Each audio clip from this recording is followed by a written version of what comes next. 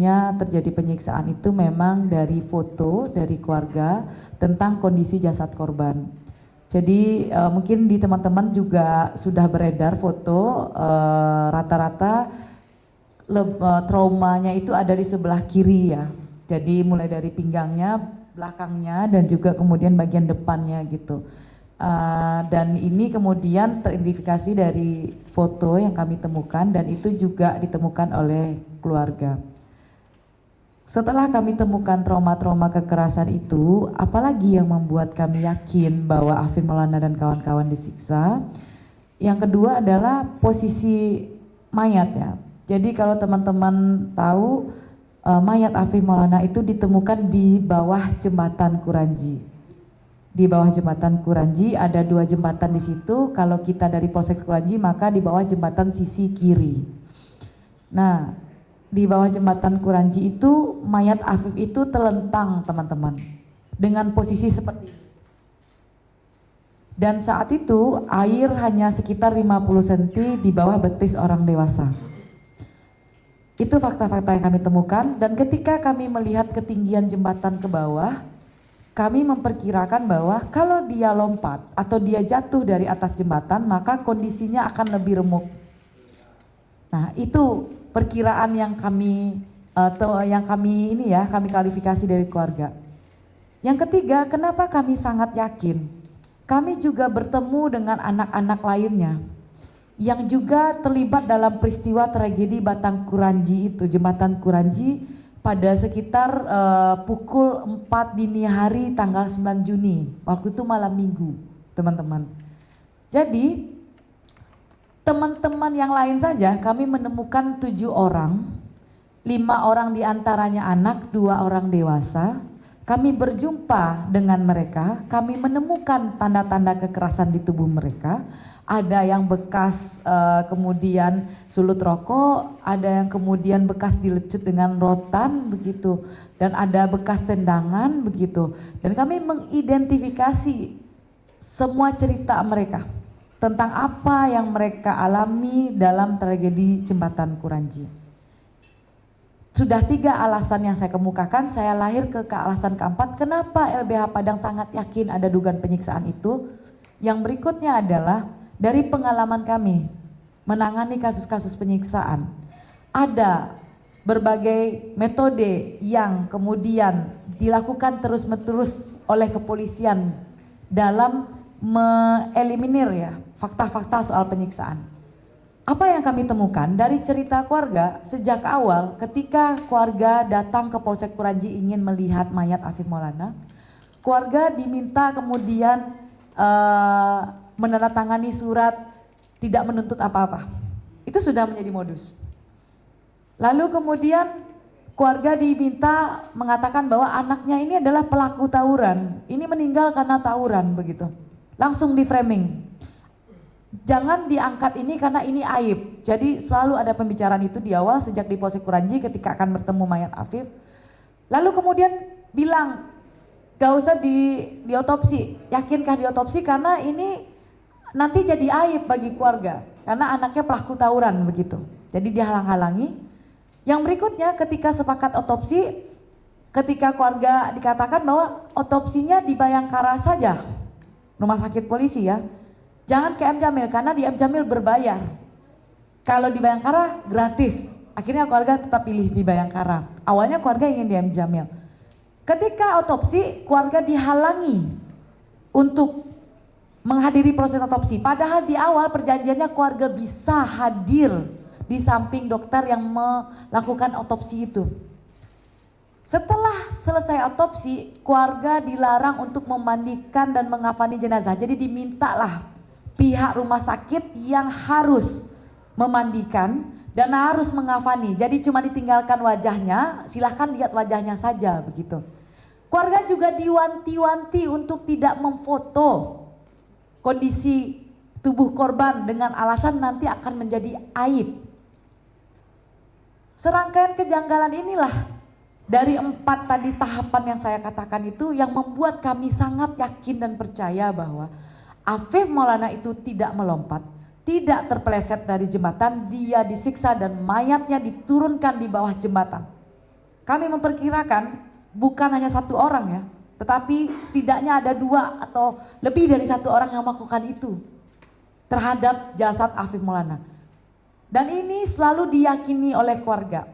Dan apa yang membuat kami semakin yakin ada sesuatu yang salah ketika seminggu yang lalu, bukan minggu kemarin, seminggu yang lalu Kapolda Sumbar langsung melakukan konvers. Kasus ini dilaporkan ke Polresta Padang, bukan ke Polda Sumbar. Yang dilaporkan itu adalah Dit Samapta Polda Sumbar.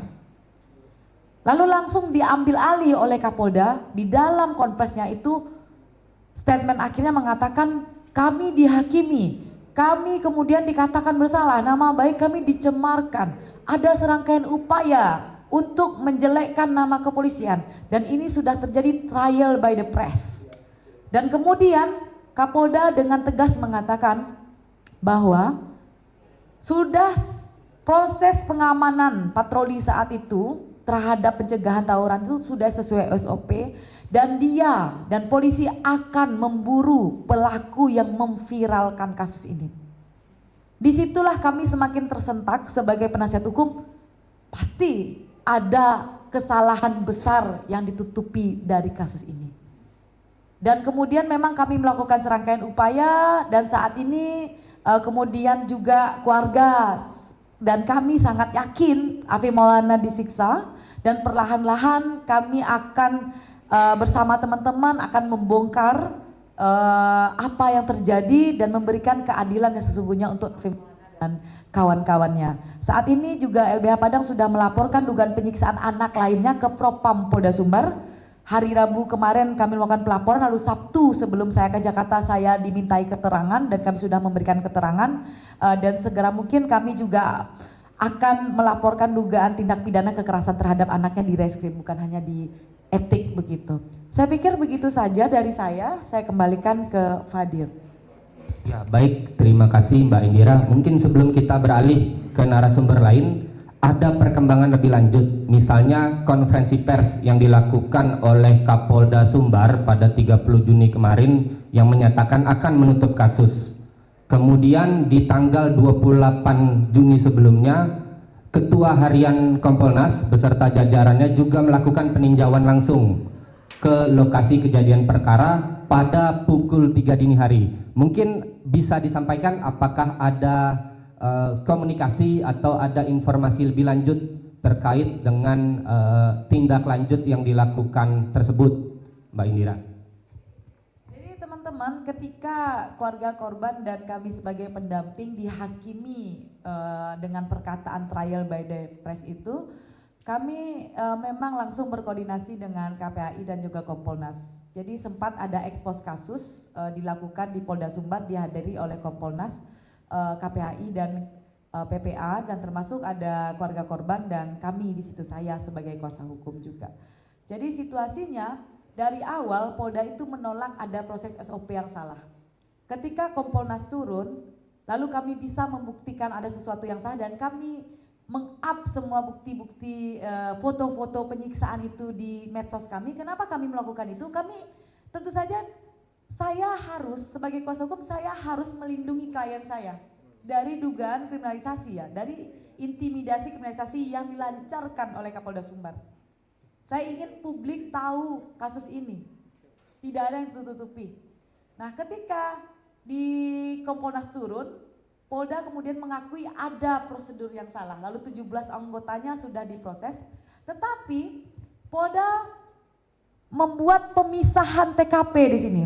Jadi kalau teman-teman tahu ada Polsek Kuranji misalnya di sini, lalu Polsek Kuranji itu jaraknya sekitar 200 meter di jembatan Kuranji, tempat mayat Afif ditemukan di bawahnya, dia memisahkan itu. Kami sebagai kuasa hukum sangat meyakini proses penyiksaan itu muncul terlebih dahulu dari jembatan dan jalan dan jembatan itu, lalu kemudian penyiksaan itu berlanjut di Polsek Kuranji dan berlanjut juga penyiksaannya di Polda Sumbar dalam bentuk guling-guling, disuruh merayap dan sebagainya. Jadi jangan Polda Sumbar memisahkan itu, memisahkan TKP itu. Yang baru dia akui hanya penyiksaan di Polsek Kuranji. Memang benar kesalahan prosedur, tetapi yang di jembatan Kuranji belum diakui sampai saat ini. Untuk itu kami akan terus teman-teman berjuang untuk mengungkap misteri satu kesatuan utuh TKP ini, mulai dari jalan, jembatan, polsek dan juga Polda Sumbar begitu. Nah ini yang kami sedang upayakan dan memang kami merasa bahwa Polda sangat tergesa-gesa. Mereka baru memeriksa sekian saksi, baru ayah korban yang diperiksa, lalu ada saksi F yang diperiksa, ada saksi A yang diperiksa. Saksi F dan saksi A ini diamankan di Polsek Kuranji. Belum ada pemeriksaan terhadap saksi-saksi lain yang diamankan juga. Dan kemudian sudah memeriksa anak buahnya yang katanya 45 orang itu.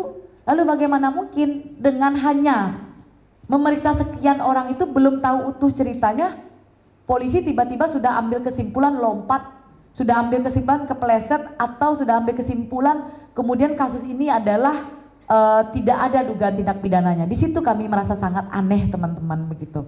Biasanya polisi kan tidak tergesa-gesa, dia akan mencari semua orang yang terlibat, yang tahu, yang mengalami gitu. Sehingga dia tahu apa yang terjadi secara detail tentang kejadian yang terjadi pada malam itu. Tetapi tidak, dari awal defensifnya Polda Sumbar, dari awal sikap benar-benar berperang opini ya terkait situasi ini sangat terasa di Padang, dan ini semakin meyakinkan kami bahwa ada sesuatu yang salah dalam kejadian 9 Juni 2024 dari sejak Simpang Ampang Durian Tarung hingga kemudian Jembatan Kuranji dipindah ke Polsek Kuranji dan dipindah ke Polda Sumbar. Itu yang kami yakini saat ini, dan ingat kami tidak pernah sebagai kuasa hukum dan keluarga merubah-rubah statement kami. Polda beberapa kali merubah-rubah statement di dalam pernyataannya, dan kami dari awal sampai hari ini kami tidak pernah merubah statement kami soal dugaan penyiksaan Afif Maulana dan kawan-kawannya.